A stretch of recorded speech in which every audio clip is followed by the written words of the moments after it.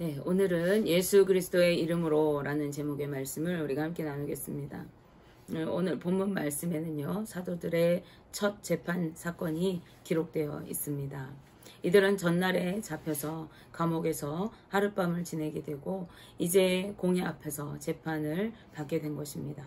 여기서 말하는 사도들은요, 예수님의 수제자였던 베드로와 요한을 말합니다. 이들이 왜 이 자리에 오게 되었는지 그 이유를 알기 위해서는요, 우리가 앞장인 3장 말씀을 살펴보아야 합니다.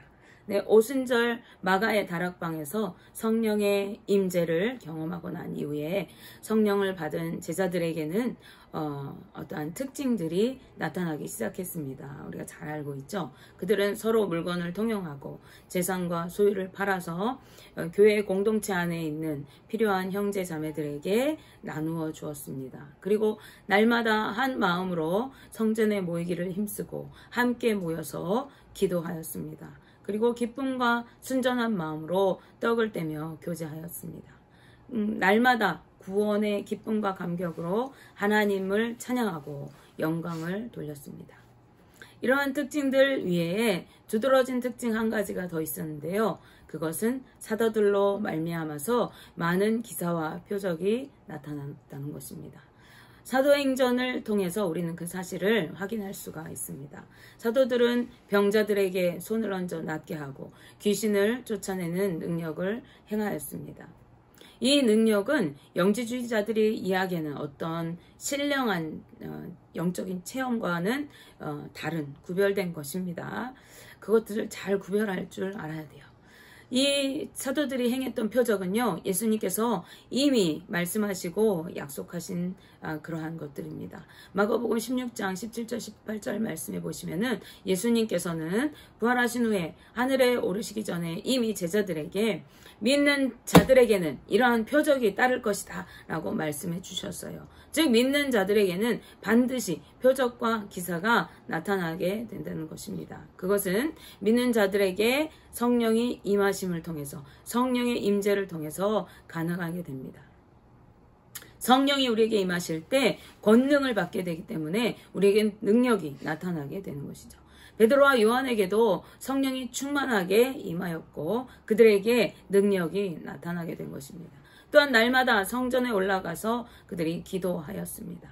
날마다 기도하는 어느 날 제9시 기도 시간에 우리 시간으로 하면은 오후 3시가 되겠어요. 이 베드로와 요한이 이제 성전에 기도하러 올라가고 있었습니다. 그런데 사람들이 한 사람을 이렇게 어깨에 매다가 성전 미문 곁에 두는 것을 이 베드로와 요한이 보게 된 것입니다.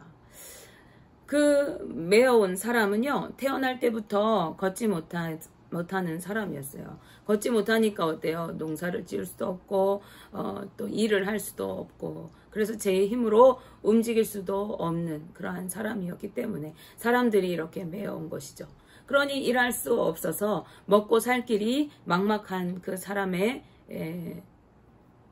유일한 직업은 길거리에 나와서 구걸을 하는 것이었습니다. 그래서 이 사람들은 사람들의 도움을 받아서 이렇게 매일같이 길에 나와서 구걸을 할 수밖에 없었던 것이죠. 그가 앉은 곳은요, 항상 사람들이 왕래하는, 사람들이 끊임없이 드나드는 성전의 미문이었습니다. 그 미문 곁에 이 사람이 항상 나와서 이렇게 구걸을 했던 것이죠. 이 사람은 성전 곁에 앉아서 성전에 드나드는 사람들에게 구걸하여서 생계를 유지했던 거예요. 많은 사람이 이곳을 오갔고 때로는 이 사람에게 동전을 던져주었을 것입니다. 그러나 베드로와 요한을 만나기 전까지 그는 성령의 능력을 맛보지 못했어요. 예수 그리스도의 이름의 권세를 경험하지 못했습니다. 그는 어쩌면 오가는 사람들이 나누는 이야기 속에서 하나님의 말씀을 듣고 구원에 대해서 들었을지 모릅니다. 그 성전에 오가는 사람들을 통해서 예수 그리스도의 이름을 들었을지 모릅니다.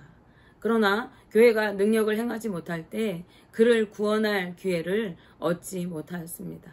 아니 어쩌면 교회가 먼저 그를 포기하고 그에게 구원의 복음을 전하지 않았던 것일 수도 있습니다.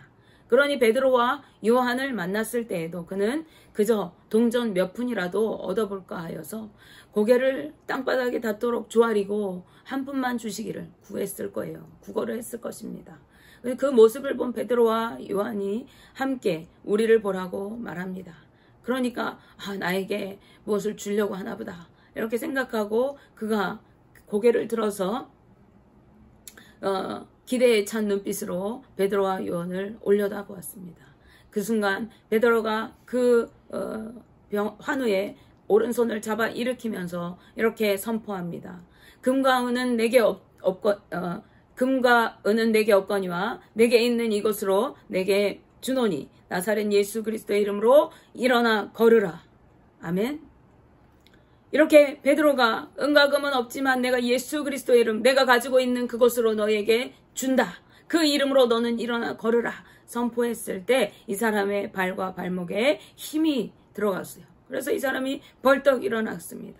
그리고 걷고 뛰면서 이 베드로와 요한과 함께 성전으로 들어가며 기쁨에 겨워서 하나님을 찬송하였습니다. 자신들이 매일 지나다니면서 보았던, 자신들은 구원할 생각조차 하지 못했던 그 사람이, 성전 미문에 쪼그리고 앉아서 구걸하던 그 사람이, 걷지도 못하던 그 사람이 눈앞에서 걷고 뛰면서 하나님을 찬송하고 성전에 뛰어들어오는 것을 보자 사람들은 그를 알아보고 심히 놀랍게 여겼다고 성경이 증언합니다. 하나님의 성전에 모이는 사람들이 하나님의 능력을 알지도 못하고 신기한 일로 여겼음을 우리가 짐작할 수 있는 대목입니다. 그들은 베드로와 요한이 이 일을 행하였음을 알았을 때에도 같은 반응을 보이면서 그들에게 모여들었습니다. 그들을 마치 대단한 어떠한 존재인 것처럼 여겼던 거예요. 하나님께서 행하신 능력에 집중하지 않고 그 일을 행한 베드로와 요한에게 주목하면서 그들을 대단한 사람으로 여기고 그들을 쫓아갔던 거예요. 이러한 백성들의 모습을 보고 베드로가 꾸짖습니다. 사도행전 13장 12절 말씀에 베드로가 이것을 보고 백성에게 말하되 이스라엘 사람들아 이 일을 왜 놀랍게 여기느냐. 우리 개인의 권능과 경건으로 이 사람을 걷게 한 것으로 왜 우리를 걷게 한 것처럼 왜 우리를 주목하느냐라고 말씀합니다. 베드로가 이렇게 말한 것은요, 그것에 모인 사람들의 시선을, 자신에게 향하던 그 시선을 이제 하나님께로 향하도록 하기 위해서 이렇게 말한 것입니다. 그리고 이어서 베드로는요, 예수님에 대한 복음을 전하기 시작하였고, 이 사람을 낫게 한 것은 당신들이 거부하고 배척해서 죽음에 이르게 한 그 예수 그리스도 그 이름으로 이 사람이 낫게 되었습니다. 이렇게 말합니다. 당신들이 예수 그리스도를 죽게 한 것은 모르고 행한 것이기 때문에 당신들이 회개하고 주님께로 돌아와야 합니다. 만약 당신들이 주님께로 회개하고 돌이키면 주님 안에서 이제 전혀 새로운 삶을 살아가게 될 것입니다. 이렇게 선포한 것입니다. 베드로의 이 외침을 통해서 우리는 지금 모여든 사람들이 비록 몸은 성전 안에 있었지만 하나님을 온전히 믿지 못하고 예수 그리스도를 부인하였던 사람인 것을 알 수 있어요. 성령은 알지 못하고 성령의 능력도 알지 못했음을 알 수가 있습니다. 그것은 성전에서 일하는 제사장들을 비롯한 성전을 맡은 자들과 사두개인들도 마찬가지였어요. 심지어 이들은 베드로가 복음을 전하는 것을 싫어하였다고 말합니다. 사도행전 4장 2절 3절 말씀을 보시면 예수 안에 죽은 자의 부활이 있다고 백성을 가르치고 전함을 싫어하여 그들을 잡음에 날이 이미 저물었으므로 이튿날까지 가두었으나 라고 말씀합니다. 누가 싫어했다는 것입니까? 제사장들과 사두개인들, 성전 맡은 자들이 베드로와 요한이 예수 그리스도께서 부활하셨다. 그래서 그 예수 그리스도 안에 생명이 있다라고 백성들에게 복음을 전하고 가르치는 것을 싫어했다는 거예요. 그래서 이 베드로와 요한을 잡아왔는데 날이 이미 저물어서 재판을 할 수가 없어요. 그러니까 옥에 가두어서 하룻밤을 지내게 했다는 것입니다. 예수 그리스도의 부활과 영생의 능력을 증거하고 전하는 것을 이들은 싫어했어요. 그래서 가두어두었던 것이죠. 하지만 복음의 말씀을 들은 자들은요, 그들 중에서 많은 자들이 예수 그리스도를 믿었어요. 그래서 남자의 수만 5,000명이나 되는 사람들이 예수 그리스도의 이 복음을 듣고 베드로의 이 설교를 듣고 주님을 믿었다라고 성경이 증언하고 있습니다. 사단이 아무리 막으려고 해도 복음의 능력은 구원의 역사를 이루는 것입니다. 자, 이렇게 사도들이 갇히고 그리고 이튿날이 되었습니다. 이제 재판정에 모든 백성의 관리들, 장로들, 서기관들 예루살렘에 다 모여오고 대제사장 안나스와 가야바까지 그리고 요한과 알렉산더까지 다 모여왔어요. 뿐만 아니라 대제사장의 문중이 다 모였대요. 제사장 가문이 다 그곳에 모인 거예요. 이것은 이 공회가 얼마나 대대적으로 열렸는지를 보여주는 것입니다. 다시 말해서 사도들이 이렇게 복음을 전하고 능력을 행하는 것이 당시 정통 유대교에 있어서 얼마나 심각하고 중요한 문제였는지를 우리가 볼 수 있는 것입니다. 이들은 모두가 모인 자리에 사도들을 가운데 불러 세웠어요. 그리고 너희가 무슨 권세와 누구의 이름으로 이 일을 행하였느냐 이렇게 따져 물었습니다. 쉽게 말하면 이런 거예요. 너희 누구 허락받고 이런 일을 행하느냐 이렇게 묻는 것입니다. 여기는 유대인들의 영역이다. 여기는 우리 유대교가 장악한 영역인데 너희들이 누구 허락받고 들어와서 예수의 이름을 증거하느냐, 복음을 전하느냐, 이런 능력을 행하느냐 이렇게 따지는 거예요. 그러자 성령이 사로잡힌, 성령이 충만한 이 베드로가 담대하고 확신 있게 이렇게 대답합니다. 사도행전 4장 9절 10절 말씀에 만일 병자에게 행한 착한 일에 대하여 이 사람이 어떻게 구원을 받았느냐고 오늘 우리에게 질문한다면 너희와 모든 이스라엘 백성들은 알라. 너희가 십자가에 못 박고 하나님이 죽은 자 가운데서 살리신 나사렛 예수 그리스도의 이름으로 이 사람이 건강하게 되어 너희 앞에 섰느니라. 아멘. 나면서 걷지 못하던 저 사람을 걷게 해준 것에 대해서 어떻게 한 것이냐고 묻는 것이냐. 그렇다면 그것은 너희가 십자가에 못 박아 죽게 한 그러나 하나님께서 다시 살려서 부활하신 나사렛 예수 그리스도의 이름으로 고침을 받고 구원을 얻어서 너희 앞에 이렇게 서 있는 것이다. 이렇게 선포한 것입니다. 그리고 이어서 12절 말씀에서 다른 이로서는 구원을 받을 수 없나니 천하 사람 중에 구원을 받을 만한 다른 이름을 우리에게 주신 일이 없음이라 하였더라. 이렇게 말씀합니다. 오직 예수 그리스도 외에 우리를 구원할 다른 이름을 주신 일이 없다. 이렇게 선언한 거예요. 예수님을 믿을 때라야 구원을 얻을 수가 있다는 것입니다. 다른 어떤 것으로는 안 돼요. 바알도 안 돼요. 아세라도 안 돼요. 신천지 이만희도 안 돼요. 정명석도 안 돼요. 예수 그리스도를 믿어야만 구원을 얻을 수 있습니다.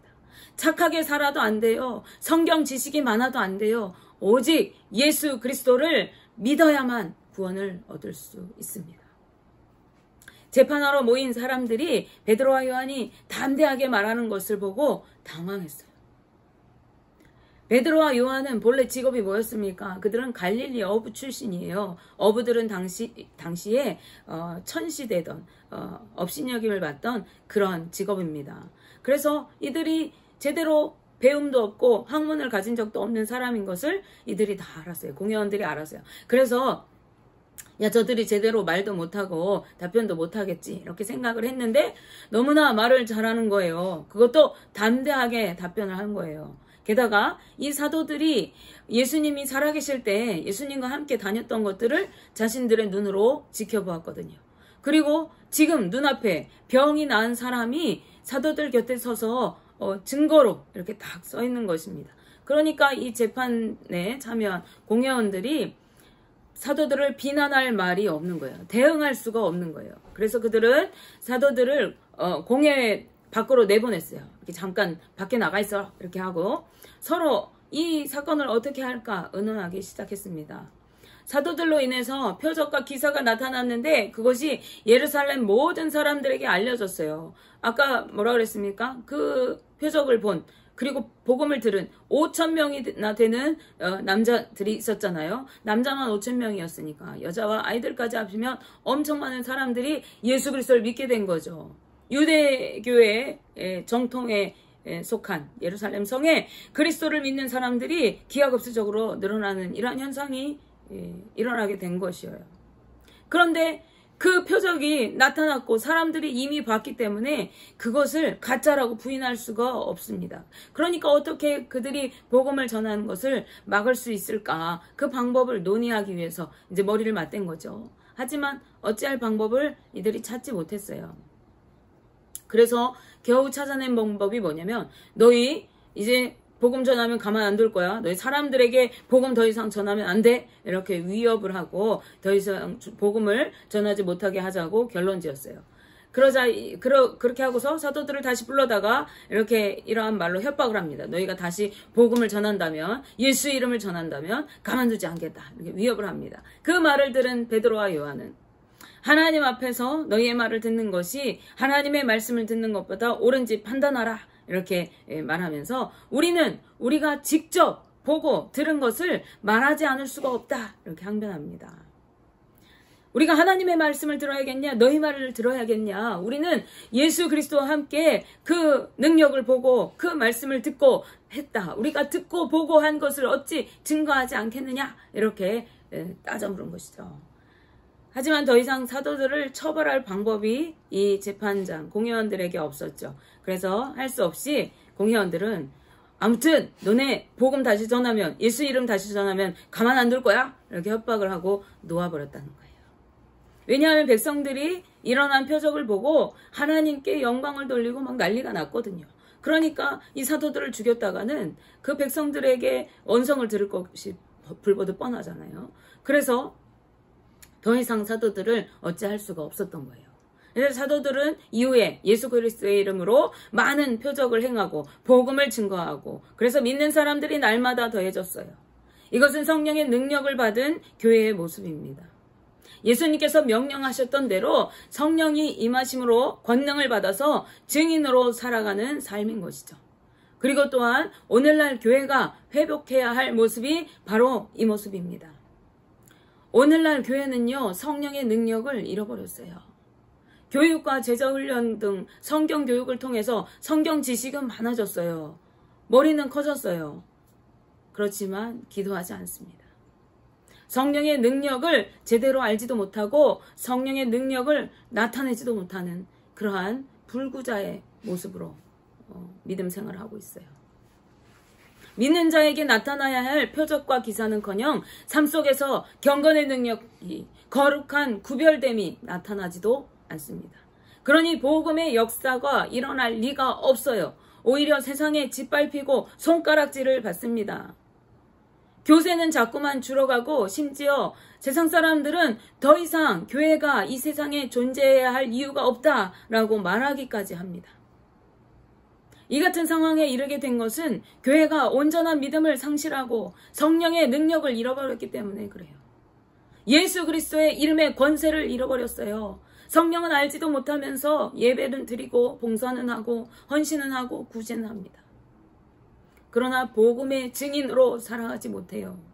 교회 안에서만 신실한 성도로 살아가고 교회 밖에 나가서는 능력이 없는 삶을 살아가면서 예수님을 믿는 것을 부끄러운 것으로 생각하고 굳이 내가 이걸 드러내야 하나? 내가 교회 다니는 거 굳이 밝혀야 하나? 이런 생각으로 살아간다는 거죠. 이러한 모습은 예수님께서 명령하신 삶이 아니에요. 오늘 말씀해 보시면 베드로와 요한은요, 예수 그리스도의 이름으로, 그 이름을 믿는 믿음으로 성령의 능력을 행하고 표적을 나타냈어요. 걷지 못하는 거린을 치유하여 걷게 하였습니다. 그리고 그것을 보고 몰려드는 사람들에게 담대히 복음을 전하였어요. 뿐만 아니라 공회원들 앞에서조차도 당당히 예수 그리스도를 증거하였어요. 그것을 그렇게 싫어했던 공회원들이 그 사도들의 표적과 이사를 통한 확실한 증거로 인해서 반박하거나 비난할 수조차 없음을 우리가 말씀을 통해서 볼 수가 있습니다. 이것이 능력 있는 증거자의 삶이요, 세상이 감당 못한 경건의 능력으로 살아가는 교회의 모습인 것입니다. 저는 여러분에게 병자를 일으켜 세워야 한다, 어떠한 놀라운 일들을 행해야 한다 하는 것이 아니에요. 믿는 자들에게는 믿는 자의 표적이, 그 징후가, 믿는 자의 모습이 나타나야 한다는 거예요. 그것이 병자를 고치는 것일 수 있고 귀신을 몰아내는 것일 수 있고 거룩한 모습일 수 있고 정의를 행하는 삶일 수가 있는 것이죠. 오늘날 교회와 우리 성도들은 다시 이 같은 성령의 능력을 회복해야 합니다. 성령의 인도하심을 따라서 하나님의 말씀대로 순종하여 살아가고 예수 그리스도께서 이미 약속하신 그 능력을 받아 누려야 하는 것이죠. 주님께 간절히 부르짖어 기도하면서 성령의 능력으로 입혀지기를 구하고 그 능력과 권세로 세상 가운데서 믿는 자의 표적을, 믿는 자의 모습을 나타내며 살아가야 하는 것입니다. 그럴 때 우리는 복음을 증거할 수 있고 그 복음이 역사할 수가 있어요. 우리의 삶에 능력이 나타나지 않고 믿는 자인지 세상에 속한 자인지 구별 없이 살아가면서 예수 믿어야 돼. 예수 믿으면 복받아. 그런데 우리 삶에 아무런 흔적이 나타나지 않아요. 예수 그리스도의 흔적이 나타나지 않아요. 예수 이름의 권세가 나타나지 않아요. 무엇으로 복음을 증거하고 그 능력을 나타내겠습니까? 오늘 여러분의 삶 속에 믿음의 표적이 나타나고 계십니까? 매일매일 삶 속에 성령의 역사가 일어나고 있습니까? 성령의 나를 굴복시켜서 나는 죽고 예수로 사는 삶으로 성령의 인도하심 따라 믿음으로 살아가고 있습니까? 아니면 삶 속에 말씀을 재단하고 적당히 타협하면서 말씀에는 있지만 오늘날에는 맞지 않지. 말씀에는 이러한 말씀들이 있지만 내 상황에서는 이것이 합당하지 않지. 내 뜻대로 판단하고 정죄하면서 말씀대로 살지 않는 그러한 모습으로 여러분 살고 있지는 않습니까?